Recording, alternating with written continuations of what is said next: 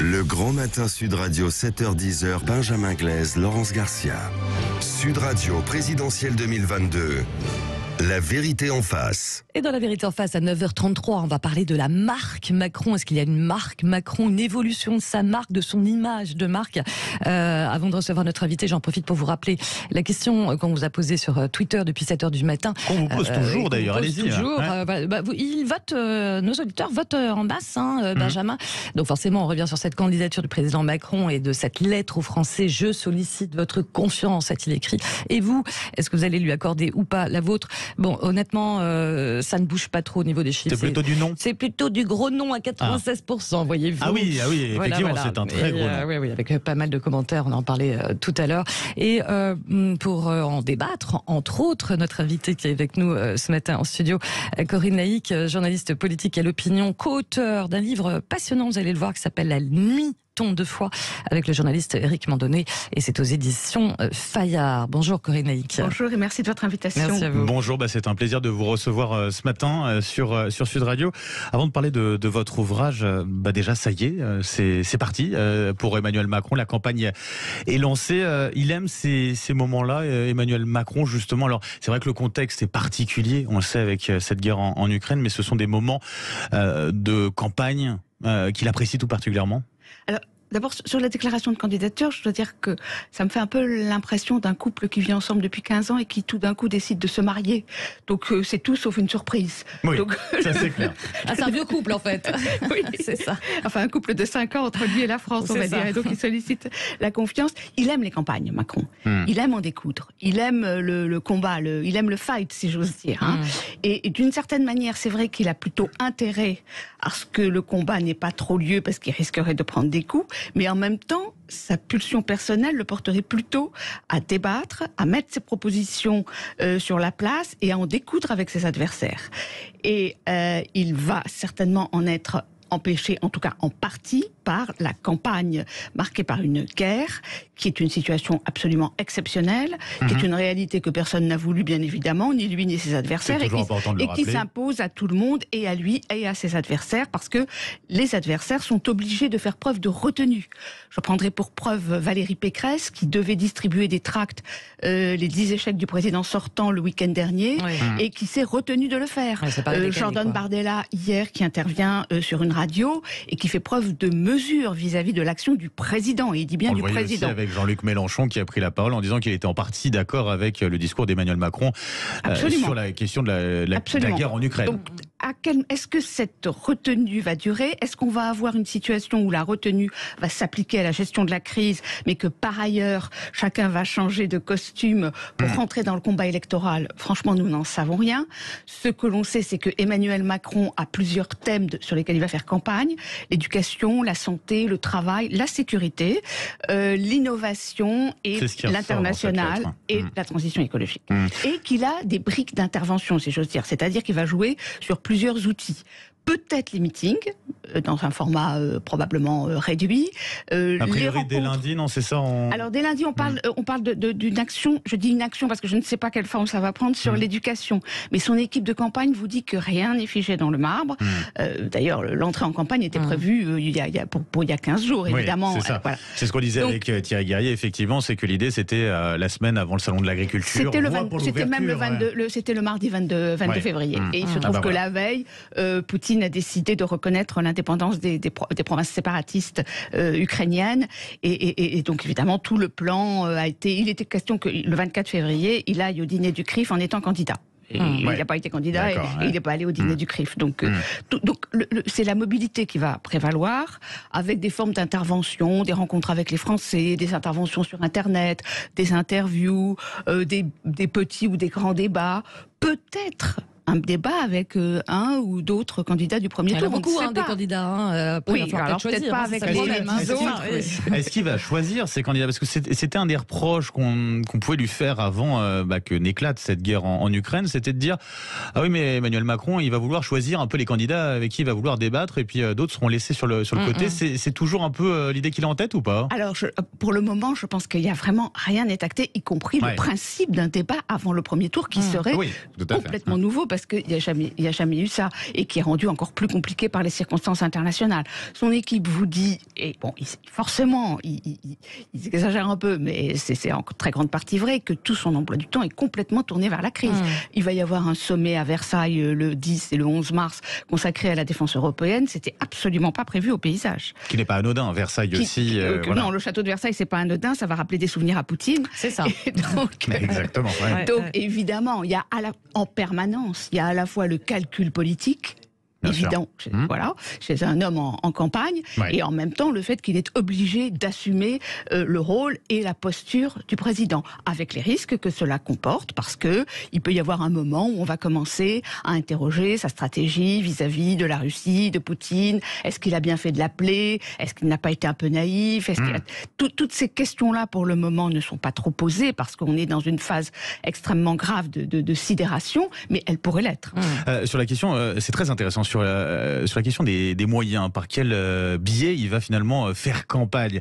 C'est vrai qu'on en parlait tout à l'heure dans le débat, finalement, le média télé, il va beaucoup servir pour cette crise en Ukraine, pour avoir cet aspect un petit peu solennel qu'il est important d'avoir dans ces moments-là. Ça veut dire que, en gros, les réseaux sociaux, Internet surtout, et puis sur le terrain, quoi. Ça va être surtout l'idée principale. Oui, tout à fait. Je pense que ça va être très par écran, que ce soit ceux de nos portables pour les réseaux ou ceux de la télévision. Les meetings, c'est-à-dire qui est la grande tradition de la campagne électorale, ne sont pas interdits, mais rien n'est fixé à ce stade. Et probablement, s'il y a des meetings, le format sera plus réduit. Mais ça va vraiment dépendre de l'ambiance dans le pays et de la sensibilité de l'opinion publique à ce qui se passe en Ukraine. Actuellement, nous sommes tous frappés, nous sommes inquiets, nous sommes émus. On connaît l'être humain et tout ça peut évoluer. Et il peut y avoir à un moment une opinion publique qui se détourne de ce qui se passe en Ukraine, surtout si la situation s'enlise. Corinne Laïc, revenons à ce livre, La nuit tombe deux fois. Là, vous parliez du choix de la sécurité, les sujets régaliens. Ce qu'on apprend dans votre livre, assez intéressant, d'ailleurs, vous en parlez comme un récit d'apprentissage, c'est qu'au début, avant même d'être président, mais même en tant que ministre de l'économie, le régalien, la sécurité, l'immigration, etc., ça n'intéressait pas du tout.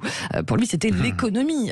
Ça a été une prise de conscience assez lente sur le régalien. Absolument, c'est exactement ça. Ce qui paraît dingue, quand même. Absolument, c'est que quand il devient président, il n'a pas la pratique, il n'a même pas été maire, même pas député. Il n'a pas la culture. Il n'a pas la culture. Il faut voir la culture qu'il a, qui est une culture très économique, sociale et européenne. Ce sont ses domaines d'excellence. Alors, comme c'est un homme intelligent, il comprend que ce sont des choses importantes. Mais vous savez qu'il y a toujours une différence entre les sujets qu'on apprend comme ça, de manière un peu intellectuelle, et ceux que l'on vit dans sa chair. Et donc, tout son quinquennat va être l'histoire d'un apprentissage de ces sujets, qu'il s'agisse de l'insécurité, des violences au quotidien, de la lutte contre l'islamisme, de la lutte contre l'immigration clandestine, et donc il va mettre du temps. Parce que, contrairement à l'apparence qu'il peut donner, Emmanuel Macron... C'était la naïveté, du coup, à ce moment-là Je pense que c'était sa vision du monde, qui était une vision où il y a des problèmes, mais tout peut se résoudre par l'économie et le social. Il y a des problèmes dans les banlieues, et bien on va faire des mesures fortes sur l'éducation pour permettre aux gens qui sont nés dans les banlieues de ne pas être assignés à résidence, qui est un grand mot du macronisme, pour les aider à sortir de leurs conditions. On va rénover, etc., etc. On va mettre des services publics. Et ça va suffire. Malheureusement, ça ne suffit pas, parce que le problème est plus profond. Il y a un problème d'autorité. Et sur ces sujets-là, autant on voit un Macron extrêmement raide dans la posture présidentielle à l'international, autant sur ces sujets-là, il va beaucoup réfléchir, hésiter, avec quelques handicaps qui tiennent à la fois à son parcours personnel et au parcours de son entourage. Et puis voilà, l'entourage, parce qu'il va être bien conseillé. Souvent on en parle comme un président solitaire, etc. Mais enfin, il a été quand même pas mal conseillé par des personnages d'ailleurs assez différents. Vous citez Chevènement, BHL, Gérard Collomb. Voilà, il n'est pas si seul que ça. Enfin, en tout cas, au début, peut-être. Oui, mais alors, le problème qu'il a, c'est que... Mais c'est un cercle restreint.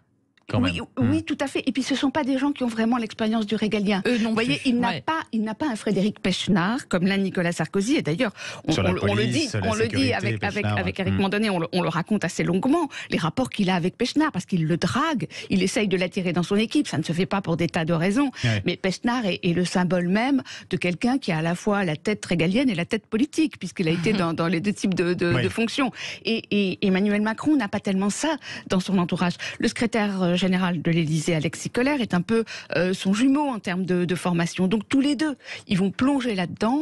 Il n'est pas servi non plus par sa majorité, qui est une majorité dont le centre est plutôt du côté centre-gauche et qui n'est pas complètement fermé à ces sujets-là, mais qui met du temps à en prendre conscience et à prendre conscience de la manière dont il faut les traiter. Donc c'est tout le parcours et le calvaire de Gérard Collomb quand il veut faire voter la loi Asile-Immigration, dont Emmanuel Macron dira une fois qu'elle a été votée qu'elle n'est déjà plus suffisante. Donc il y a en permanence une course de vitesse sur ces sujets. C'est ça. Il y a la question aussi, alors c'est découverte, ce parcours effectivement qu'il va faire, et c'est découverte aussi du communautarisme d'une certaine façon, ce qui peut surprendre parce que sur le gouvernement et la présidence, le quinquennat de Hollande, finalement, c'était un des sujets forts, importants, qu'on a découvert à ce moment-là de manière très violente. Avec tous les attentats, forcément. Exactement. Ouais. Oui, alors les attentats, attention, c'est différent du communautarisme, parce que le communautarisme n'est pas violent. Oui. C'est l'idée que des gens se replient et vivent selon leurs lois qui ne sont pas forcément celles de la République. Mais vous avez raison de le souligner. Mais il y avait eu une prise de conscience, en tout cas. C'est l'apprentissage. Je pense que c'est l'apprentissage pour moi le plus marquant et le plus important, parce que il va passer. Il s'écoule 3 ans entre le moment où il est élu et le moment où il fait voter où il présente la loi sur le séparatisme. Le mot communautarisme a été relégué. Et il est passé par des tas de phases. Au début, il veut organiser la religion musulmane en France parce qu'elle n'est pas organisée, comme a tenté de le faire Nicolas Sarkozy avant lui. Après, il mesure la réalité du terrorisme. Et au fur et à mesure, il faut qu'il décante entre le séparatisme, qui n'est pas forcément violent, le terrorisme, la radicalisation. Et donc tout ça est l'objet d'un long cheminement. Il y a un moment, on raconte dans le livre que Patrick Stroda, son directeur de cabinet, dit mais qu'est-ce qu'il attend? Il y a ça de dossiers sur son bureau, qu'est-ce qu'il attend pour trancher? Et c'est vrai qu'Emmanuel Macron, il le dit lui-même, il a besoin de mâchonner les sujets. Mâchonner. Voilà, c'est son mot. Et notamment le soir, c'est pour ça que ça s'appelle... Parce que c'est le soir qu'il lit les notes qui remontent des services et qui lui décrivent la noirceur du monde dans lequel nous vivons. Donc c'est à la fois la nuit noire et la nuit un peu métaphorique. Allez, on en parle dans quelques instants et n'hésitez pas bien sûr à nous appeler si vous voulez réagir à ce sujet au 0826 300 300 ou laissez vos commentaires sur Twitter. À tout de suite, il est 10h moins le quart sur Sud Radio. Le Grand Matin Sud Radio, 7h-10h, Benjamin Glaise, Laurence Garcia. Sud Radio, présidentielle 2022. La vérité en face. Et dans la vérité en face à 10h-10, notre invité c'est toujours Corinne Laïc, journaliste politique à l'opinion, co-auteur du livre La nuit tombe 2 fois avec le journaliste Éric Mandonnet aux éditions Fayard. Voilà, on parle de la marque Macron ou de l'évolution de son image durant son quinquennat, mais même bien avant. Si vous voulez réagir bien sûr à ce sujet, vous nous appelez au 0826 300 300. Il y a Gilles au standard qui nous appelle de Chelles en Seine-et-Marne. Bonjour Gilles. Oui, bonjour. Bonjour Gilles. Bonjour Benjamin. Et bienvenue sur Sud Radio. Vous vouliez réagir sur le sujet? On vous écoute. Mais en fait, oui, je voulais réagir parce que quand j'entends votre invité parler, ça me Corinne Laïc. Ça vous? Oui, Madame Laïc, quand je vous entends, en fait, ça me confirme dans ce que l'idée que je me faisais de Monsieur Macron. En fait, si on a eu pendant 5 ans, on a eu un président stagiaire. On a eu droit à 5 ans de stage en fait, je pense que c'est la France qui en a le plus souffert en fait. Bon après c'est vrai que c'est très orienté ce que je dis, hein, mais voilà, on a un président il est arrivé, il n'avait aucune notion de la fonction, il a été placé là malgré lui, j'ai envie de dire, il a vu un trou de souris, il est passé et il a appris sur le tas. Sauf que voilà, un président stagiaire, ça donne un bilan catastrophique. Et même si effectivement il a traversé des crises majeures, ça je le reconnais, il ne faut pas oublier non plus, et ça je l'entends pas beaucoup, que certaines crises étaient aussi dues de son fait et peut-être de son manque d'expérience. La crise des Gilets jaunes, c'est pas une crise qui lui est tombée dessus. Ouais. Après, sur les Gilets jaunes, on peut dire aussi que peut-être les quinquennats précédents ont joué aussi. Je ne sais pas ce que vous en pensez, Gilles. Mais en fait, ce que j'en pense, c'est que effectivement, il a hérité d'un bilan qui n'était pas glorieux déjà. Ouais. Mais quand je regarde l'une des premières actions que pose M. Macron en arrivant au pouvoir, c'est de supprimer l'ISF et de diminuer les APL. Si je ne me trompe pas, dans cet ordre-là, il y a eu une réforme du travail qui a eu lieu ensuite. En fait, c'est une accumulation. Au bout d'un moment, vous savez, une soupape, la pression, donc c'est peut-être pas complètement de son fait, mais il n'a pas aidé en fait. Et effectivement, il a dû apprendre sur le tas. Restez avec nous, on va faire réagir. Merci de nous avoir appelé, en tout cas au 0826 300 300 sur Sud Radio. Corinne Laïc, président stagiaire d'abord. Président stagiaire. Alors juste sur la lettre aux Français d'Emmanuel Macron, il reconnaît un petit peu que il a appris beaucoup de choses sur ce quinquennat. Effectivement, il le dit aussi. Oui, non, mais Gilles a raison. Il dit d'une certaine manière, en des termes plus vifs, ce que nous écrivons. Nous parlons d'un quinquennat d'apprentissage et lui, il parle de stagiaire. Mais j'ai envie de dire à Gilles que tout président qui commence est d'une certaine manière un apprenti ou un stagiaire.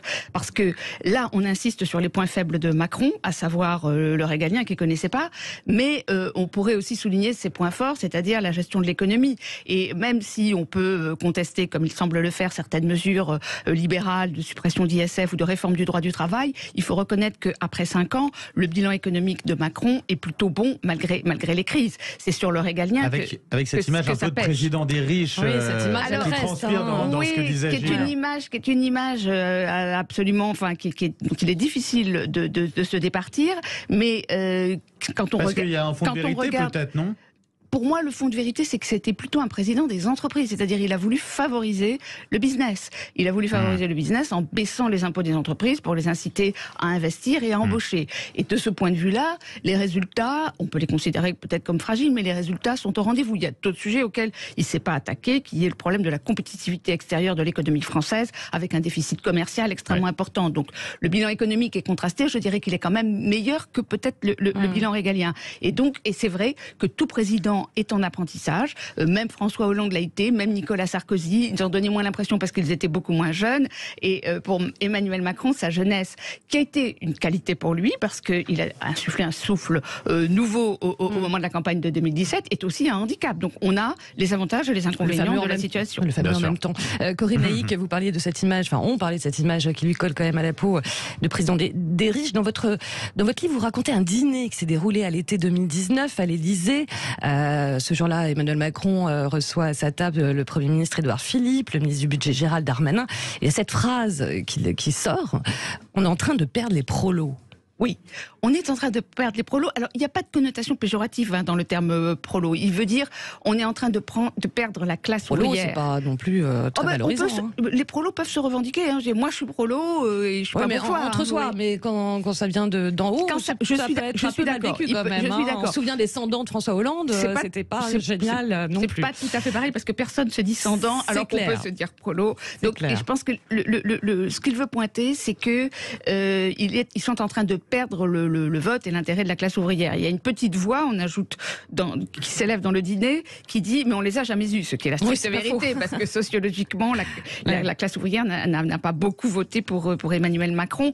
Ce qu'il veut dire à ce moment-là, on est à l'été 2019, apparemment tout va bien, et il veut montrer que les sujets immigration, régalien, sécurité sont des sujets qui préoccupent les Français, en particulier ceux des classes populaires qui ont le plus à affronter ces problématiques, et qu'il faut les traiter.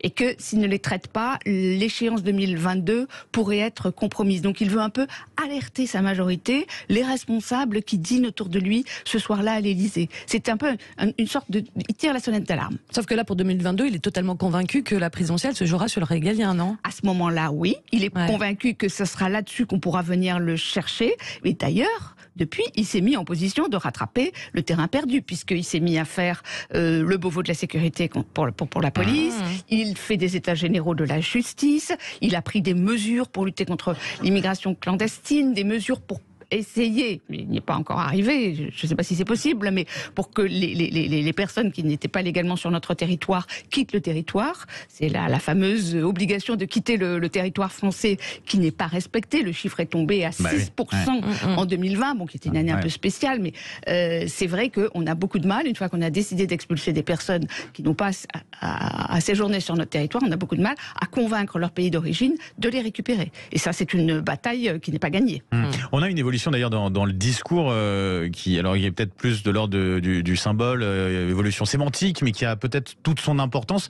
Si on avait un Emmanuel Macron plutôt pro-entreprise, pro-Europe, un petit peu justement ce côté, on dépasse les frontières, il n'y a plus de frontières. Et on a un Emmanuel Macron qui, via les crises, a changé de discours à ce niveau-là complètement. Le souverainisme est revenu. Complètement. Et alors, on peut dire que ça fait appel à son compagnonnage avec Jean-Pierre Chevènement, qu'il sollicite régulièrement dans les moments de crise. Au moment de la crise Covid, il le sollicite. Et aujourd'hui, Emmanuel Macron assume complètement la souveraineté. En 2017, il parle de la souveraineté au niveau européen. Son discours de la Sorbonne en septembre 2017, c'est les 5 ou 6 souverainetés que la France va récupérer grâce à l'Europe. Aujourd'hui, il parle de souveraineté française. Dans son allocution du 24 février, il dit liberté, souveraineté, démocratie. Ce sont désormais ses maîtres mots. Et la crise du Covid, plus ce qui se passe aujourd'hui, ne fait que, évidemment, renforcer ce penchant qui existait chez lui à l'état latent et qui était occulté par l'Emmanuel Macron optimiste, ouvert sur l'extérieur. Et plus, comment dirais-je, plus ouvert, disons, sur la diversité extérieure. Corinne Laïc, un grand merci d'avoir été avec nous ce matin sur Sud Radio. Il a lu votre livre ou pas? Juste une petite question. Et je ne sais pas à ce stade. Ouais, c'est pas ça. Il n'a peut-être pas eu le temps. On vous le dira pas forcément. En tout cas, on le rappelle, le titre de votre ouvrage. La nuit tombe 2 fois aux éditions Fayard avec le journaliste Éric Mandonné. Merci beaucoup d'avoir été avec nous. Merci à vous. Le grand matin de Sud Radio, c'est fini pour aujourd'hui. Un grand merci. Et grand merci Benjamin. C'est un plaisir comme d'habitude. Pareil. Merci également à tous ceux qui étaient avec nous à l'antenne, aussi en régie, au standard, pour vous accueillir tout au long de cette semaine. J'en profite par ailleurs pour remercier toutes celles et ceux qui sont à la préparation de cette émission, qui font un énorme travail. Et puis un grand merci bien sûr pour votre fidélité, puisque on le rappelle, ce cap du demi-million d'abonnés franchi sur notre chaîne YouTube. Voilà, c'est grâce à vous que Sud Radio parle vrai, et on continuera de parler vrai.